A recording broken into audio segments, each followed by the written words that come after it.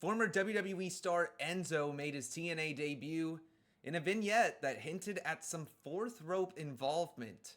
There's a lot to unpack here. First of all, it was just a matter of time until Enzo made his way back to the big leagues. He had a bit of a run in MLW, but I think it left a lot more to be desired. I don't think people really saw it, and that's an unfortunate case with a lot of the talent and stories that happen in MLW. But Enzo has found a nice little spot with West Side Gun's Fourth Rope promotion, and it looks like they're bringing that promotion to Slammiversary, to TNA on July 20th, as Enzo Amore hinted at in his vignette. He made it clear that it's his backyard, and you can't run UBS Arena without Enzo, I guess. And hey, I'm all for it, okay? Enzo, if you're new to Enzo, you're going to learn rather quickly that he can talk, okay? He knows how to get a reaction with a few words, and he has this unique charisma that you just don't see everywhere. So there will only be one Enzo Amore, for better or worse. And that kind of leads me to my next point. He's polarizing, okay? Some people love him, some people hate him. And I don't know, it's been a long time since Enzo has been in WWE. I want to say it's been 7, 8 years. I mean, we're getting close to a decade here. Not to say he didn't leave an impact. I mean, he was a very memorable act. There was a point where Enzo was one of the more over guys in the company. From the merch to the weekly ovations, chanting his catchphrases, you know, it was everything WWE would want, even despite the fact that his in-ring work wasn't exactly up to that premium standard. But he managed to make it work, developed a great tag team with Big Cass, Big Bill, whatever you want to call him now.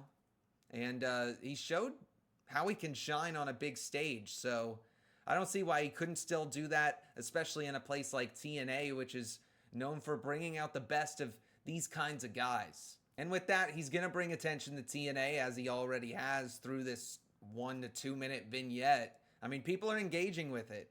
And there's some great people he can engage with. AJ Francis and Enzo, I mean, that sounds like brain rot. But I can't say I don't want to see those two go at it with a microphone. Y'all don't have to wrestle. That's okay. He referenced the ROH New Japan Madison Square Garden invasion, which I honestly completely forgot about. And rightfully so, because nothing came out of it. It's definitely going to be interesting to see where Enzo goes in TNA, what Fourth Rope's involvement is. I mean, is it just Enzo? Could it be more? Could we see West Side Gun himself?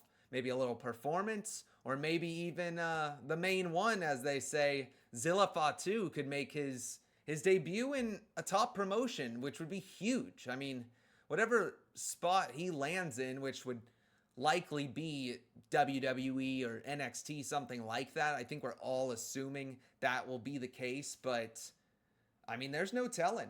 Maybe he's the first Oos to make an impact in TNA. I mean, unless we're counting Junior Fatu, which we're not going to.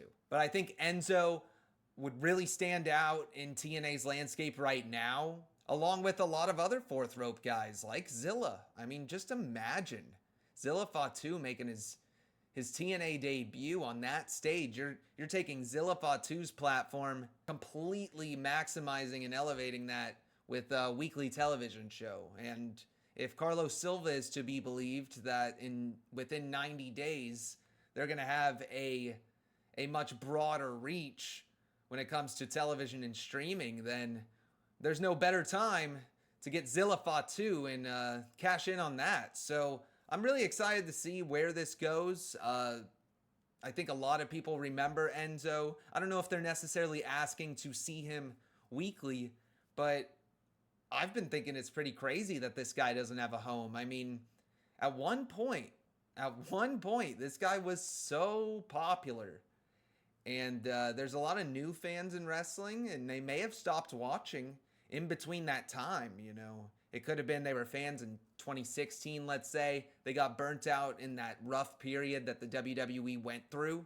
And he kind of is in that right era for nostalgia while not being too old to deliver something fresh and new. So it's exciting. He's obviously going to need the right creative backing, and whatever involvement fourth rope has. Hopefully that maximizes what he's doing and features some other unique guys. Let me know what you guys think or want to see out of Enzo Amore in TNA. Do you like the move? Do you miss Enzo? Make sure to like and subscribe and stay tuned for more news, full matches, and live streams.